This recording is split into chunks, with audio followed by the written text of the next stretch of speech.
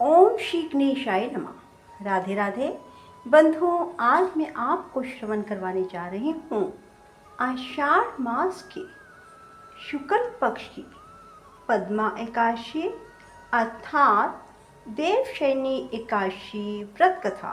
बंधुओं, धर्मराज युधिष्ठिर ने कहा, हे केशव, आषाढ़ शुक्ल एकादशी का नाम क्या है? इस व्रत के करने की विधि क्या है और किस देवता का पूजन किया जाता है? श्री कृष्ण कहने लगे, हे युधिष्ठिर, जिस कथा को ब्रह्मा जी ने नारद जी से कहा था वही मैं तुमसे कहता हूँ। एक समय नारद जी ने ब्रह्मा जी से यही प्रश्न किया था।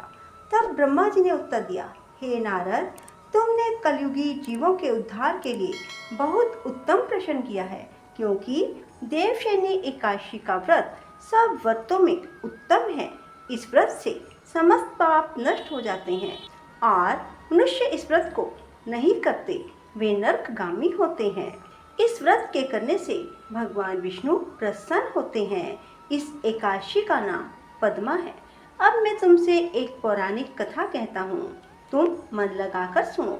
सूर्यवंश में मानधाता नाम का एक चक्रवर्ती राजा हुआ, जो सत्यवादी और महान प्रतापी था। वह अपनी प्रजा का पुत्र की भांति पालन किया करता था। उसकी सारी प्रजा धन धान्य से भरपूर और सुखी थी। उसके राज्य में कभी अकाल नहीं पड़ता था। एक समय उस राजा के राज्य में 3 वर्ष तक वर्षा न हुई और अकाल पड़ गया। प्रजा अन्न की कमी के कारण अत्यंत दुखी हो गई। अन्न के न होने से राज्य में यज्ञ आदि भी बंद हो गए। एक दिन प्रजा राजा के पास जाकर कहने लगी, हे राजा, सारी प्रजा त्राहि त्राहि पुकार रही है, क्योंकि समस्त विश्व की सृष्टि का कारण वर्षा है। वर्षा के अभाव से अकाल पड़ गया है और अकाल से प्रजा मर रही है। इसलिए हे राजन, कोई ऐसा उपाय बताओ जिससे प्रजा का कष्ट दूर हो। राजा मानधाता कहने लगे, आप लोग ठीक कह रहे हैं, वर्षा से ही अन्न उत्पन्न होता है और आप लोग वर्षा न होने से अत्यंत दुखी हैं। मैं आप लोगों के दुखों को समझता हूँ। ऐसा कहकर राजा कुछ सेना साथ लेकर वन की तरफ चल दिया। वह अनेकों ऋषियों के आश्रम में भ्रमण करता हुआ अंत में ब्रह्मा जी के पुत्र अंगिरा ऋषि के आश्रम में पहुंचा। वहां राजा ने घोड़े से उतरकर अंगिरा ऋषि को प्रणाम किया। मुनि ने राजा को आशीर्वाद देकर कुशल क्षेम के पश्चात उनसे आश्रम में आने का कारण पूछा। राजा ने हाथ जोड़कर विनीत भाव से कहा, हे भगवान, सब प्रकार से धर्म पालन करने पर भी मेरे राज्य में अकाल पड़ गया है। इससे प्रजा अत्यंत दुखी है। राजा के पापों के प्रभाव से ही प्रजा को कष्ट होता है, ऐसा शास्त्रों में कहा गया है।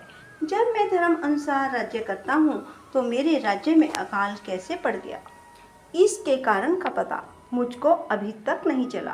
अब मैं आपके पास इसी संदेह को निवृत्त कराने के लिए आया हूँ। कृपा करके मेरे इस संदेह को दूर कीजिए, साथ ही प्रजा के कष्ट को दूर करने का कोई उपाय बताइए। इतनी बात सुनकर ऋषि कहने लगे, हे राजन, यह सतयुग सब युगों में उत्तम है। इसमें धर्म को 4 चरणों में सम्मिलित किया गया है, अर्थात इस युग में धर्म की सबसे अधिक उन्नति है। लोग ब्रह्म की उपासना करते हैं। केवल ब्राह्मणों को ही वेद पढ़ने का अधिकार है। ब्राह्मण ही तपस्या करने का अधिकार रख सकते हैं, परंतु आपके राज्य में एक शूद्र तपस्या कर रहा है। इसी दोष के कारण आपके राज्य में वर्षा नहीं हो रही है। इसीलिए यदि आप प्रजा का भला चाहते हो तो उस शूद्र का वध कर दो।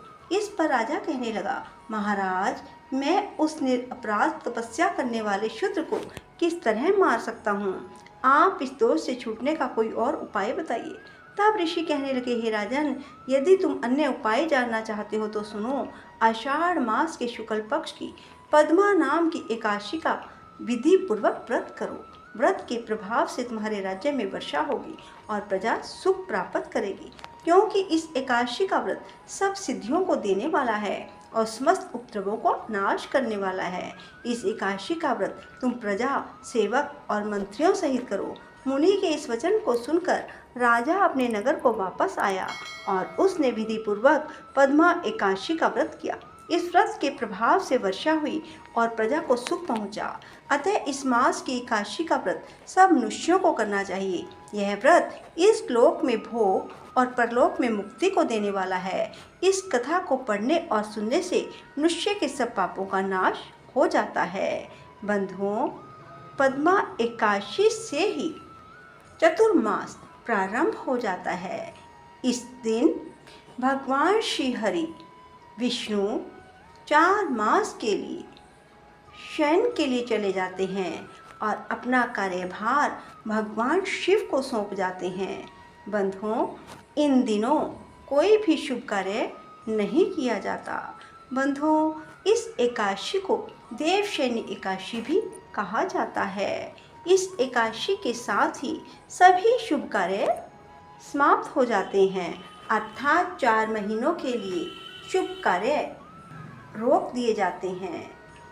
बंधुओं, जब कार्तिक के महीने में देव उठनी एकादशी आती है, तभी भगवान विष्णु 4 महीनों की निद्रा से जागते हैं और तभी से शुभ कार्य संपन्न किए जाने लगते हैं। बंधुओं, इस एकादशी को यदि आप व्रत करते हैं तो आपको अत्यधिक पुण्य की प्राप्ति होती है। बंधुओं, देवशयनी एकादशी का भी हिंदू धर्म में बहुत अधिक महत्व है। इस दिन हो सके तो नमक ग्रहण ना करें, आप फलाहारी व्रत रखें। इस दिन किसी का दिल ना दुखाएं, दाढ़ी मूंछ आदि ना मुंडवाएं, ना ही सिर धोएं, किसी की निंदा चुगली ना करें।